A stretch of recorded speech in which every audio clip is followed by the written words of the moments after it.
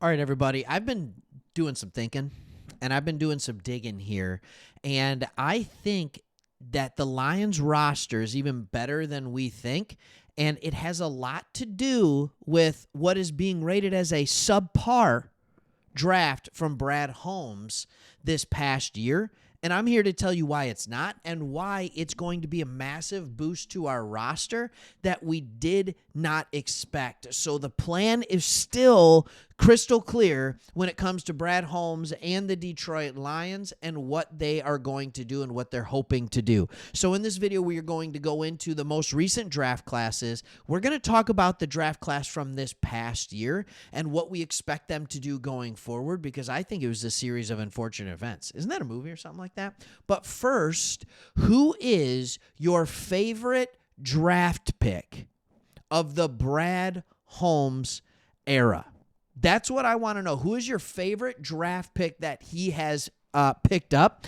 And I will be showing you the draft picks from all of them from 2021 and beyond, so you can tell me who it is. And no, I don't want you to do the obvious stuff. You can. You know what? I don't care. Do the obvious stuff. Do whatever you want.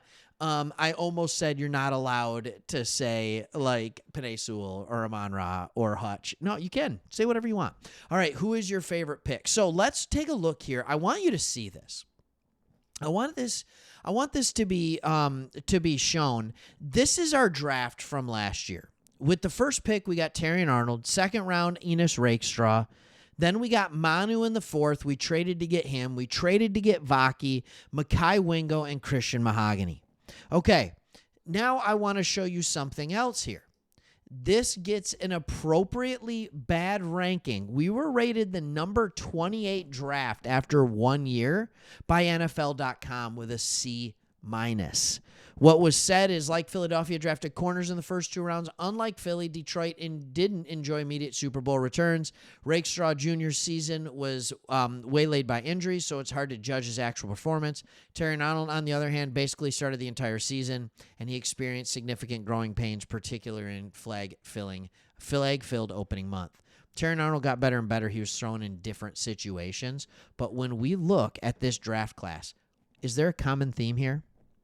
Terrion Arnold, I think we all know, was fine. He started to play well, and I think he's going to be a very good corner in this league.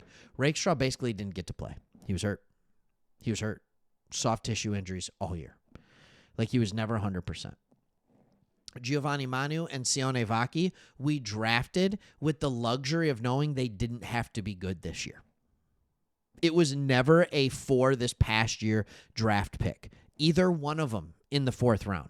It was, hey, let's take a 4th round pick on 2 guys that might have the talent of someone in a higher round, especially in Manu, but we just need to teach them how to do their thing. Mekhi Wingo and Christian Mahogany. Christian Mahogany gets what did he get? Like mono, right? And Mekhi Wingo is playing just fine but gets hurt. So we look at these guys, and what I see is Rakestraw all the way down to Mahogany are guys that either weren't expected to contribute or were starting to contribute and got hurt, or were hurt so they couldn't contribute too late. Christian Mahogany did a phenomenal job when he filled in. Now let's go to the other drafts by Brad Holmes. Let's go to the other drafts, and let's see how they fared year 1. Gibbs, phenomenal as a rookie. Campbell, he played, right? Laporta, phenomenal. Branch, phenomenal. And that's mostly all you got out of that. So you got 4 players who played a significant amount, 3 who played very well. In this draft, you got 1 player who played a significant amount. In 2022, Hutchinson, Williams, Pascal, Joseph, Mitchell, Rodrigo, James Houston, Chase Lucas. Hutch was a beast from day 1. Jamison Williams was hurt. Kirby started to play late. Malcolm Rodriguez played often. Okay, so you have 3 guys that played. 2021, his very first draft, Sewell, Onwuzurike, Aleem McNeil, Ife Melifonwu, St. Brown, Barnes, Jamar Jefferson.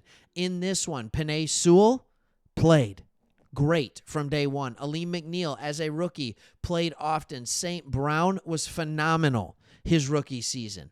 So when you look forward on this, though, you've gotten contributions from almost all of them.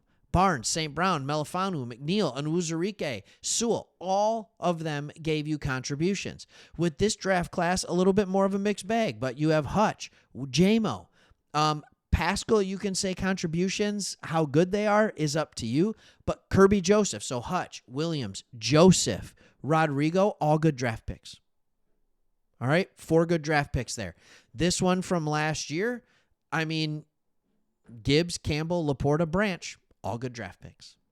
So it is fair to say that at least 3 of these players that were drafted, Arnold, Rakestraw, Manu, Vaki, Wingo, Mahogany, when we come back in 2 years or a year or in 3 years, all of which are part of our Super Bowl window, by the way, these are going to end up having some good players. I think Giovanni Manu could end up being the guy who replaces Taylor Decker. I really do.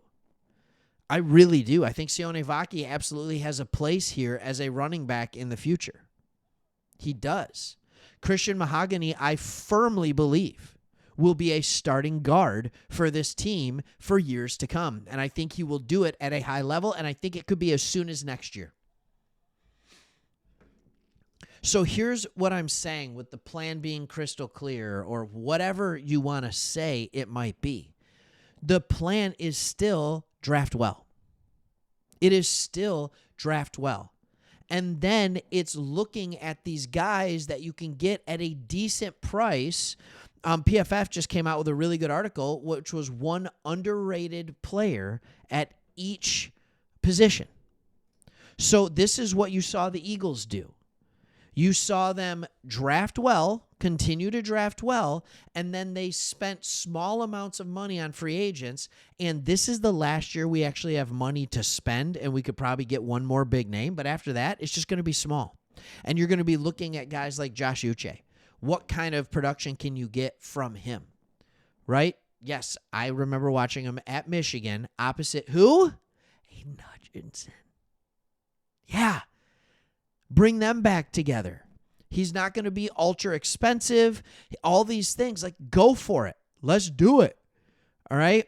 Wharton on the interior defender. He played for Kansas City. He was okay as a run defender, but he was a very solid pass rusher from the interior. How great would that be? Especially with McNeil taking time to get back in. Put him next to DJ Reader. Like, come on. It's a perfect fit.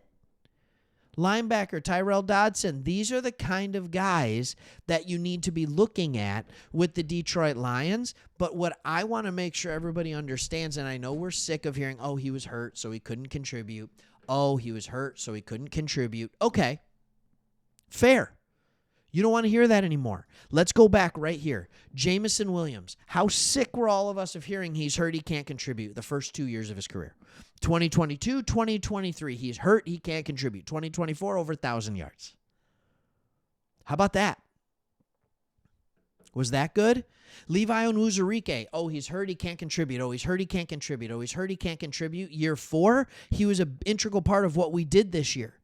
And he's one of those players that could have been very, very good if the line stayed healthy around him. It was a struggle for him because he had to be even better. Right? Like, why can't Enos Rakestraw do the same thing? Why can't Mahogany do the same thing? I think they can. All right. Thanks for watching. Hit that subscribe button if you haven't already. As always, it's been awesome. Thank you so much, and we'll see you on the next one.